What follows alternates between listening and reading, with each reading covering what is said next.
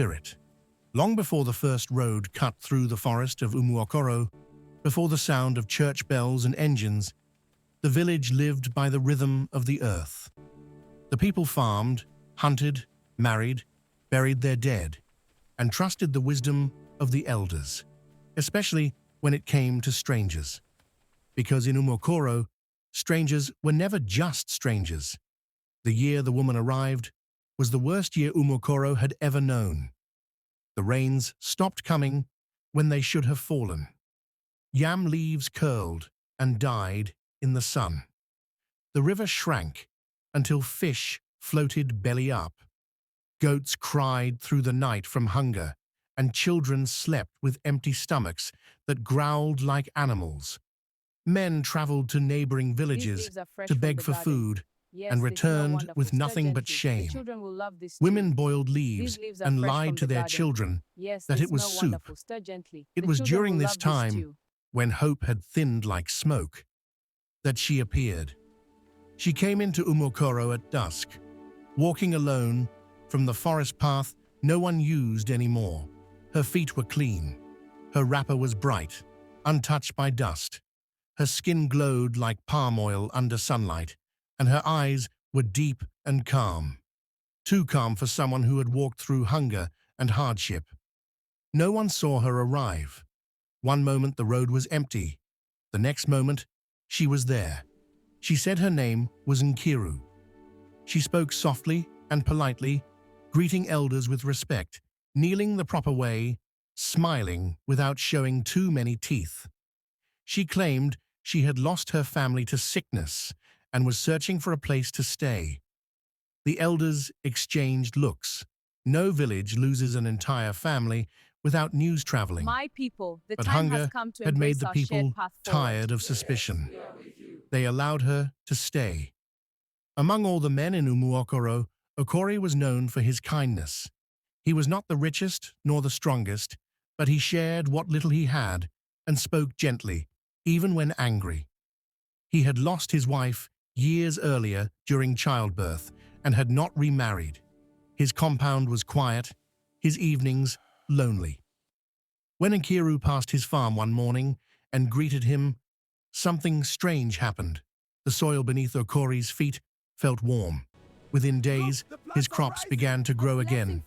Green, strong, impossible. People noticed. Whispers started. Soon, Nkiru began cooking in Okori's house. Food returned to his table. Thick soups, fresh yams, meat that no one could explain how she got. Laughter returned to his compound. Before the next moon, Okori paid her bride price. The village rejoiced. They said fortune had finally smiled on one man.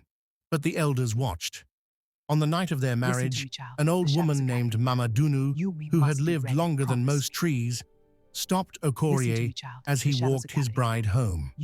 She held his wrist tightly. "Son," she whispered, "do not follow your wife when she goes into the forest at night." Okori laughed politely. "Mama, my wife does not even like darkness." Mama Dunu shook her head. "Not every wife walks with the body she was born with." Her grip tightened. "If you value your breath, let curiosity sleep." Okori freed his hand gently and walked away. He did not tell his wife. After the marriage, strange habits began to show. Every night, always after Okori had fallen asleep, Nkiru would rise quietly from the mat. She never carried a lamp. She never wore shoes. She would step into the night and disappear into the forest. At first, Okori thought nothing of it. Some women relieved themselves in the bush. Some prayed. But she stayed gone for hours, and whenever he asked, she smiled. "I walk to clear my thoughts," she said. "Do not follow me. The forest does not like witnesses." Her voice was sweet, but her eyes never blinked when she said it. Prosperity with a shadow. Okori's wealth continued to grow. His barns filled while others starved. People came to beg him for food. He shared generously, but fear followed gratitude. Animals refused to enter his compound at night. Dogs whimpered and pulled away. Children avoided Nkiru's gaze. Mamadunu spat whenever Nkiru passed. "This one wears borrowed skin," she muttered. Still, no one dared accuse her, until the dreams started. Men dreamed of being chased by shadows with glowing eyes. Women dreamed of calabashes filled with human breath. Children woke screaming, saying, "Auntie Nkiru took my air." Okori began to feel weak, not sick, just hollow. Curiosity wakes. One night, Okori pretended to sleep. He felt Nkiru rise beside him. He heard her steps fade. Slowly, quietly, he followed. The forest swallowed him almost immediately. The air smelled old. No insects sang. Even the wind held its breath. He followed her footprints until he reached a clearing. What he saw there froze his blood. Nkiru stood beside a tall tree. She reached behind her neck and peeled herself open. Not flesh, not blood. Her skin came off like cloth. What stood beneath it was not human. A tall, dark form, thin and bending like smoke, with eyes that glowed like embers in a dying fire. She hung her skin on a branch. Around her were calabashes, dozens of them, each sealed tightly. From inside came faint sounds, sighs, whispers, last breaths. She opened one. A breath escaped, glowing faintly, and she inhaled it deeply. Okori staggered backward. A twig snapped. Her head turned. She smiled, with no mouth. The last night, Okori ran. He did not stop until he reached his compound.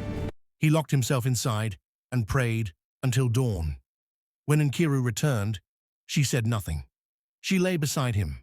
Her skin was warm, too warm. By morning, Okori did not wake. He lay peacefully, eyes closed, lips parted. No wounds, no sickness. But his chest did not rise. The elders gathered. Mamadunu wept. By sunset, Nkiru was gone. No footprints, no skin, no forest path. The calabashes were never found. What remains of Okori was buried before nightfall. His compound was abandoned. Till today, no one farms that land. And in Umokoro, elders still warn young men.